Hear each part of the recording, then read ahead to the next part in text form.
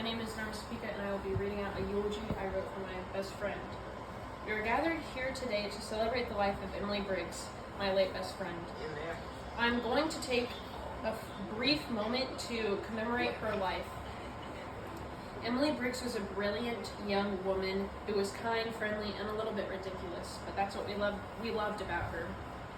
My fondest memories of her are when we were younger, we would go to the lake together, and this continued up until our teenage years.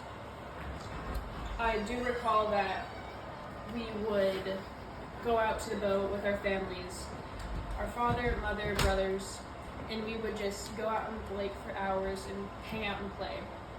We would also sometimes go out of Kansas and into Missouri to sometimes be able to tube and ride on jet skis.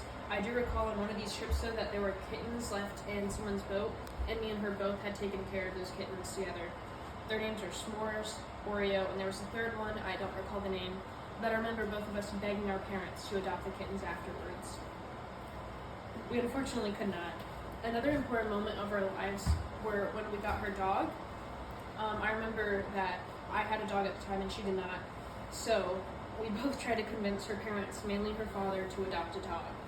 I recall that I would sit her father down, and she would as well, and we were trying to convince him to get a dog.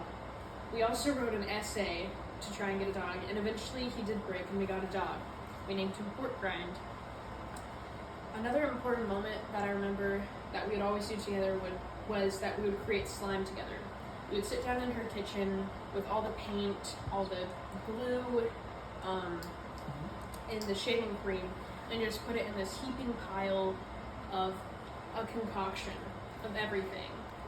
And we would use all the shaving cream, and I remember sometimes her mom would look at us weird because we were using all their shaving cream in the house.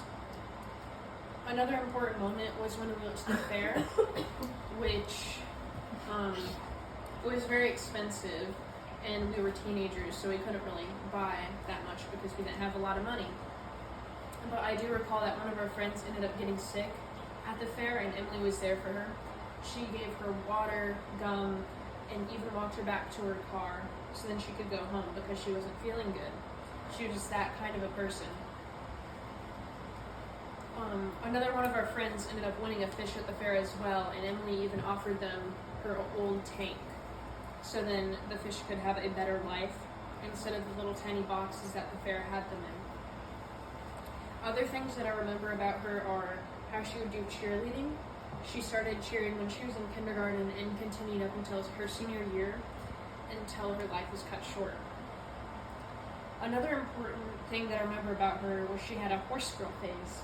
She was just so in love with horses to the point where she started riding horses. She had at least 3 of them in a stable, and I don't remember the names that she told me they were, but I do remember that she had at least 3 that she would ride when she went down to the ranch. And I remember she had a lot of paintings in her room and posters that were of horses. I recall that one of them was just a brown horse with brown hair, white spots, and it had a farm background, and it was a painting that she had made herself. I will never be able to live up to that artistic skill that she had because she was just so good at painting paintings, and I hope that one day I will be able to commemorate her in one of my own. Another important moment that I remember are her birthdays because she would always invite me to all of them, but the most important ones that I do recall are the ones that she would have at Chuck E. Cheese when we were little kids.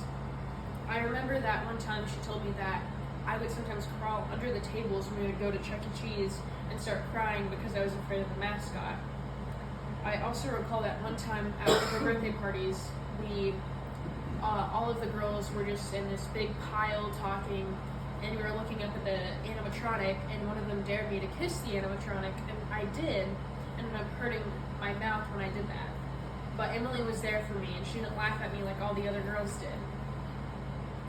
Emily was just such a wonderful person that I hope that I can live up to someday. I want to spread her kindness around the world just like she had done for me. And I'm very proud that I had her a part of my life. It's very unfortunate that she had lost her life in a motorboat accident. I'm very sad that her life was cut short. Thank you for listening to my eulogy about her. Yeah.